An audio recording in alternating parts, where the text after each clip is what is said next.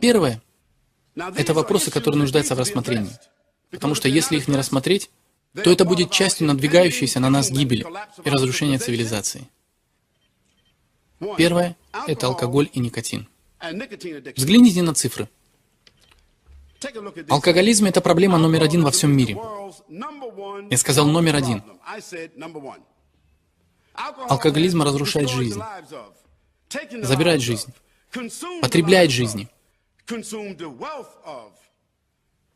Забрал жизни людей за последние 20 лет больше, чем все войны за последние 100 лет. Давайте займемся статистикой. 40% населения Америки, если вы понаблюдаете за населением Америки, то вы поймете картину всей западной цивилизации. 40% населения Америки, а это примерно 200 миллионов 800 тысяч человек, 40% из них употребляют алкоголь каждый день. 40% из них употребляют алкоголь каждый день. Это приблизительно 120 миллионов человек. 66,5 миллиардов долларов было потрачено на алкоголь в США за один год. Я сказал 66,5 миллиардов долларов. 5% тех, кто принимает алкоголь, становятся алкоголиками. Это значит, что где-то 14 миллионов человек в Америке, как минимум 14 миллионов. Другая статистика говорит о том, что 10% населения алкоголики. 17 тысяч смертей на почве алкоголя в Америке за год. Если вы умножите 17 на 5, 5 и 7 это 35, 5 и 10 50, получается 85 тысяч. Получается, что от алкоголя умерли больше людей за последние 5 лет, чем умерли от Корейской войны и Вьетнамской войны вместе взятых.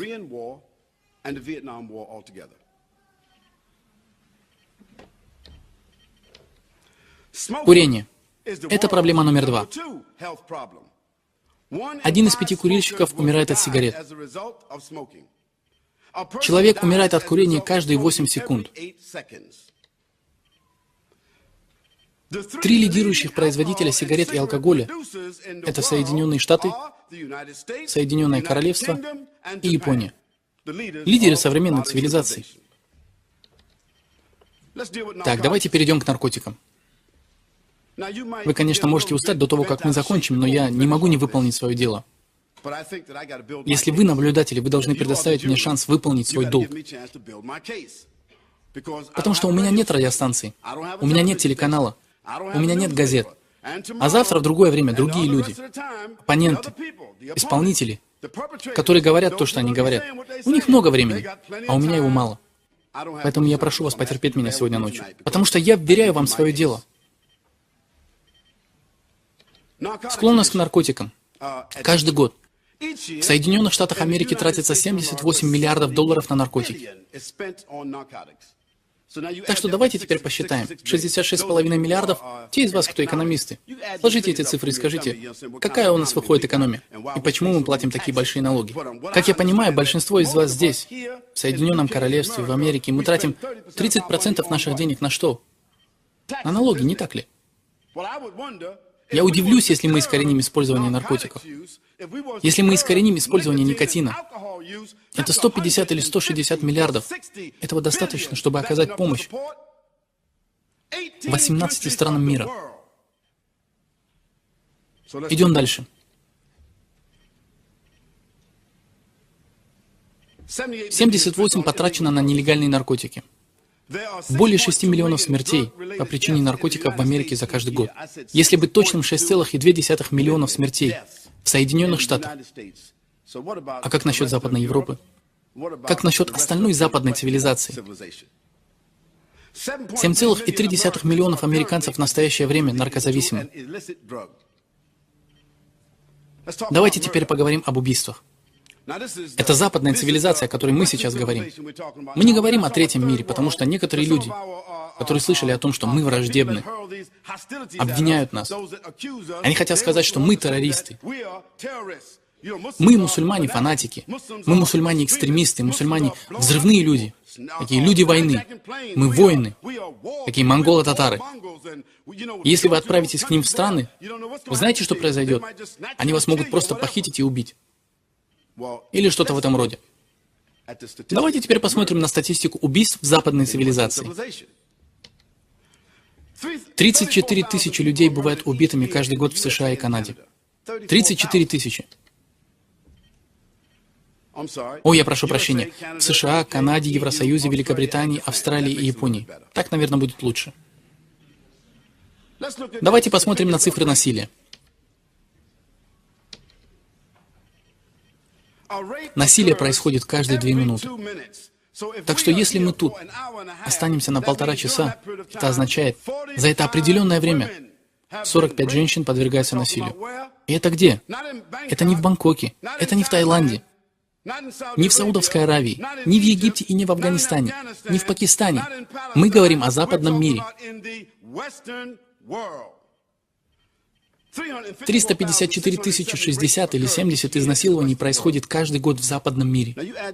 Доклад ООН говорит, что 1000 происходят каждый день.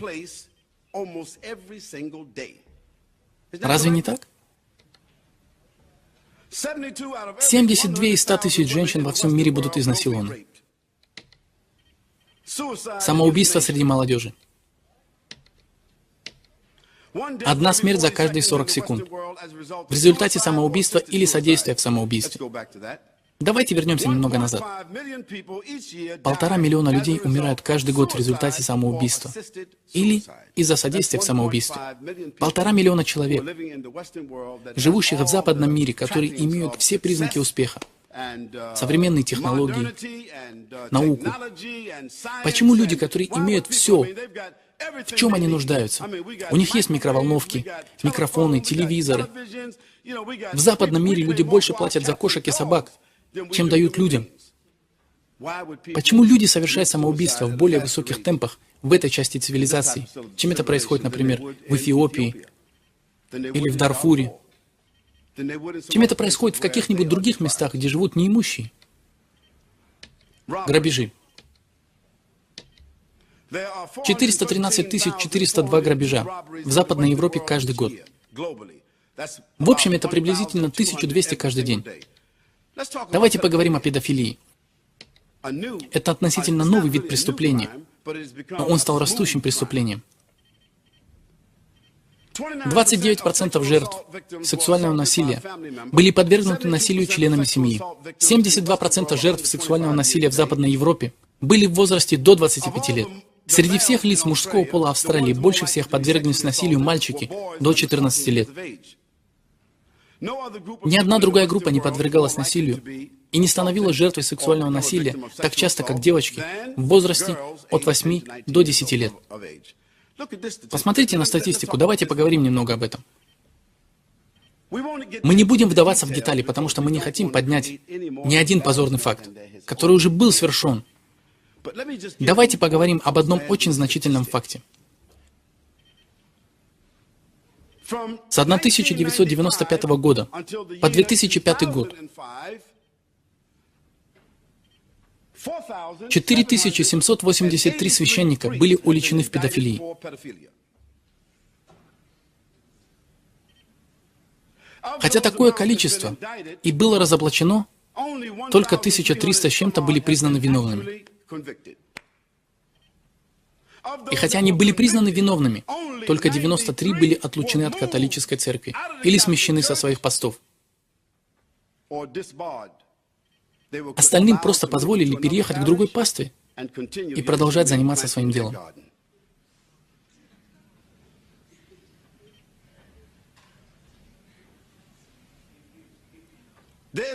Есть статистика, которую вы можете получить так же, как и я ее получил. Она говорит, что 14% от 50 тысяч священников в мире гомосексуалисты. И сами имели как минимум один случай педофилии.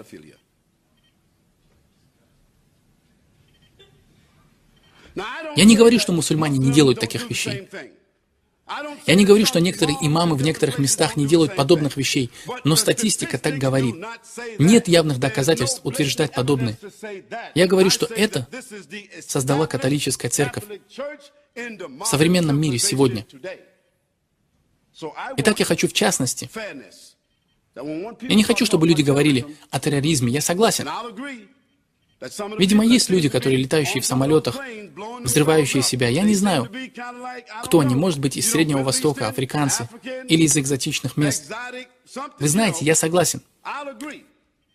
Но это иная форма терроризма, которую принято терпеть. Ее терпят многие общественные институты. Я говорю, что в этом-то и проблема. Другое, что мы можем сказать по этому поводу, что есть две вещи, которые социологи упоминают в связи с этим видом преступления. Вы знаете, что это? Эти две проблемы. Это гомосексуализм и обет безбрачия. Обет безбрачия и гомосексуализм способствовали этой педофилии. И я думаю, что Коран имеет возможность сказать церкви, что мы можем молиться так же, как и вы. Мы можем также разговаривать. Мы можем жить бок о бок, но мы хотим вам сказать, что если вы остановитесь, если вы позволите вашим священникам жениться, если вы не будете терпеть этот гомосексуализм, возможно, вы устраните эту проблему на очень серьезном уровне. Этот ужасающий и непередаваемый акт педофилии католической церкви.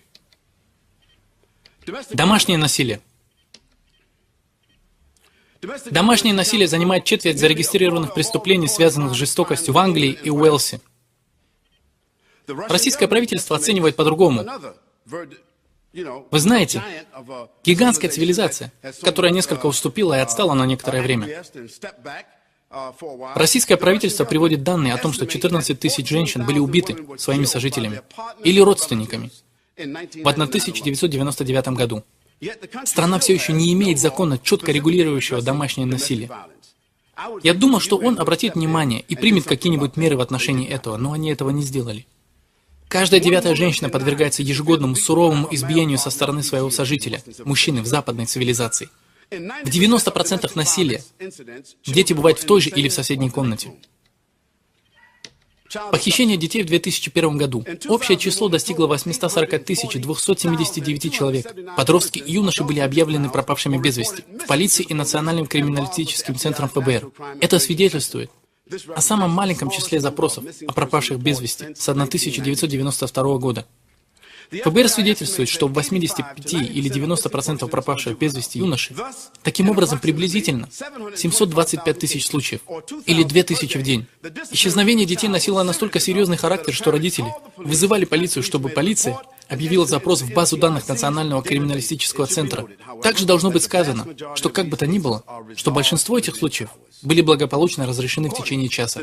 Согласно Национальному центру изучения случаев пропажи, бегства, выбрасывания детей, решающий в США проблемы справедливости обнародовал в 1990 году, что самое большое число пропавших детей убежали пропавшие, травмированные или пропавшие по тому или иному случаю, затем похищение семей. И в конце самая маленькая категория, та, в которой ребенок подвергается самому большому риску получения вреда здоровью или смерти.